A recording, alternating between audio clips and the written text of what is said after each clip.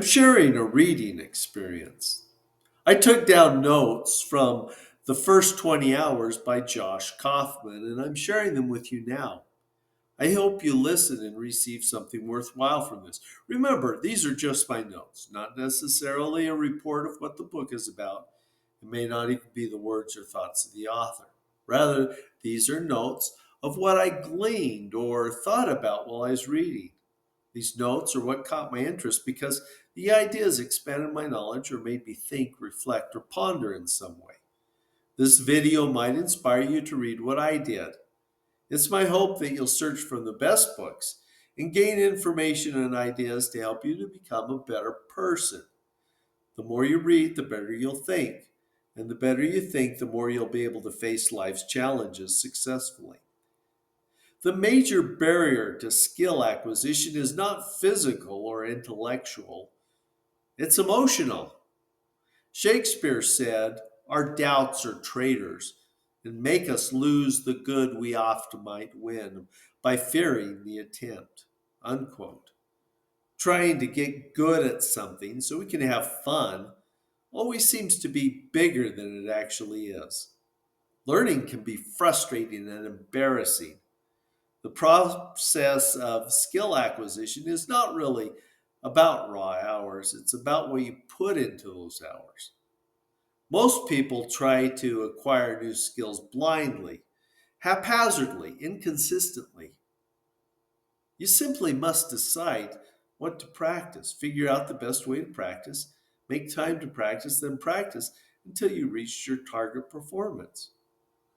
Genetic predisposition exists, but they are minor compared to the process of focused intellectual practice.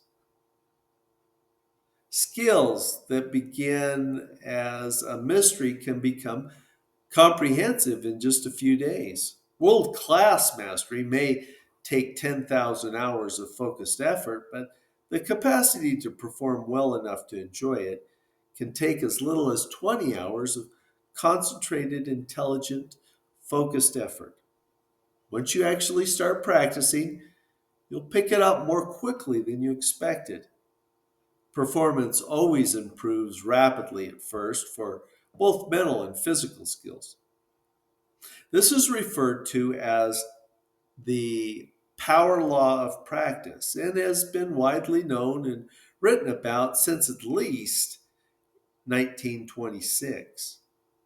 The trick is to start practicing as quickly as possible. Don't think about practicing or worry about practicing, but actually practice. Rapid skill acquisition has four major steps. Number one, deconstruct the skill into the smallest possible subskills. First, you research to identify important subskills, critical components, and required tools for practice as quickly as possible. Create an accurate overview of what the skill acquisition process looks like.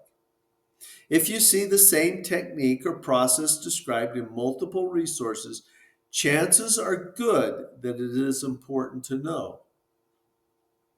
Number two, learn about each subskill well enough to be able to practice it intelligently and self correct during practice. Learning the most important subskills first makes it easier to keep progressing. Once you've found the most useful techniques, you can experiment with them. Voltaire said, "No problem can withstand the assault of sustained thinking." Unquote. Education has nothing to do with skill acquisition. Colleges bring in more revenue the longer you're there. Skill requires practice. Education and credentialing prevent skill acquisition. To obtain a credential, you complete an arbitrary set of criteria rather than practice. But with practice, it's only a matter of time before you have the skills you want. Number three, remove physical, mental, and emotional barriers that get in the way of practice. The most significant distractions are electronic or biological. Your TV, phone, and PC are electronic distractions. Turn them off while you're practicing. Friends, family, and pets are major biological distractions. Let them know in advance that you're unavailable during practice. I don't know if that works for dogs or not, but it definitely won't work for cats. The fewer distractions you have while you're practicing, the more quickly you'll acquire that skill. And lastly, number 4, practice the most important sub skills for at least 20 hours. Buy a decent countdown timer and set it. There's only one rule. Once you start the timer, you must practice until it goes off. This simple technique makes it easy to complete long periods of sustained practice, even when you're tired and frustrated. Set aside 3 to 5 practice sessions a day, and you will see major progress in a very short period.